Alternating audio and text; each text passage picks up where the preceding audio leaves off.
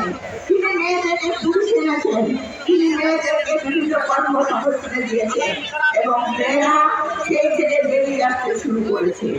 আপনারা দেখেছেন আজকে যৌতুক প্রথা বন্ধ করেছে, অ্যাসিড প্রথা বন্ধ, অ্যাসিড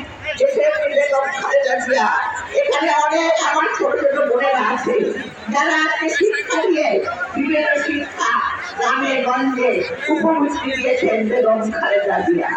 তিনি গরিব সন্তানদের জন্য তিনি শান্তির বিনিময়ে শিক্ষা দিয়েছে। তিনি এই প্রধানমন্ত্রী সভায় এই বগুড়াকে অনেক উন্নয়ন করেছেন। এই উন্নয়নের কথা আপনাদেরকে বলবে আপনাদের প্রার্থী এবং আপনাদের সমস্যা সমাধান করবে আপনাদের প্রার্থী। তিনি কথা দিয়েছেন এখানে আমি অনেক হিন্দু এবং হিন্দু সম্প্রদায় এবং সনাতনী ধর্মের মা বোনদের পেয়েছি। আপনারা আমরা সবাই এক। আপনারা বাংলাদেশের নাগরিক। এই যে স্বাধীন করেছে আপনারা, আপনার ভাই বোন। তাই আজকে আপনারা জানেন আমরা ধর্ম নিয়ে রাজনীতি করি না। যারা আপনারা প্রমাণ করেছেন সেই জিয়াউর রহমান বলেছে, হিন্দু মুসলিম বৌদ্ধ খ্রিস্টান সবাই আমরা এক পরিবার। তাদের মনে রাখতে হবে আগামী দিনে আপনারা অনেক কিছু পাবেন। আমার সন্তান আপনাদের সে নির্বাচন সামনে আসছে, আমি জানি আপনাদের কাছে বলতে হবে না, কারণ আপনারা সবাই ভাবেছি। তবু বোনেরা আমরা আপনাদের কাছে এসেছি শুধু আপনাদের সঙ্গে দেখা করতে। আর এসছি আমাদের ভারপ্রাপ্ত চেয়ারম্যান, তিনি আমাদেরকে পাঠিয়েছেন আপনাদের কাছে একটি বার্তা দিয়ে। সেই বার্তাটা হলো আমার মা বোনেরা যারা ধানের শীষকে বারে বারে নির্বাচিত করে সরকার ক্ষমতায় নিয়ে আসে, রাষ্ট্রের ক্ষমতায় নিয়ে আসে, সেই বোনদেরকে বলবেন, মাদেরকে বলবেন ধানের শীষের এখনো বেঁচে আছে, শুধু গণতন্ত্র ফিরে পাবার আশায়। এবং আপনাদের সন্তান এই বগুড়ায় আসবে, আপনার সন্তানগুলো ফিরে আসবে।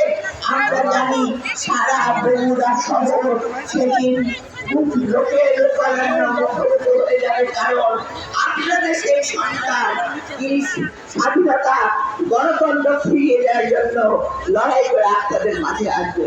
তাই বোনেরা আমি বলতে চাই আমাদের যে প্রার্থী এই যে আব্দুল মহিদ তালুকদার, আপনারা তাকে চেনেন, আমাদের আপনারা কাজ করবেন যে কোনো সকল ষড়যন্ত্রকে দূর করতে পারে। আপনারা নিশ্চয় আমরা জানি ধানের শীষের মাটি, বগুড়ার মাটি, ধানের শীষের ঘাটি। বলুন আপনারা বগুড়ার মাটি, বগুড়ার মাটি, আব্দুল মহিদ তালুকদার, আব্দুল মহিদ তালুকদার,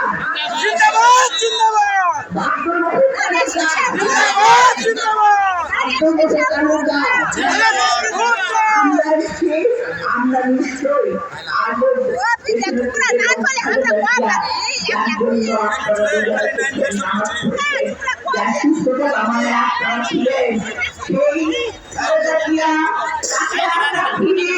আমাদের মাঝে এটা কি আপনারা চান না?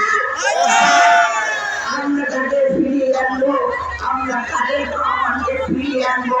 এই বাংলাদেশে রাষ্ট্র ক্ষমতায় আপনাদের ভোটে আবারও রাষ্ট্র ক্ষমতায়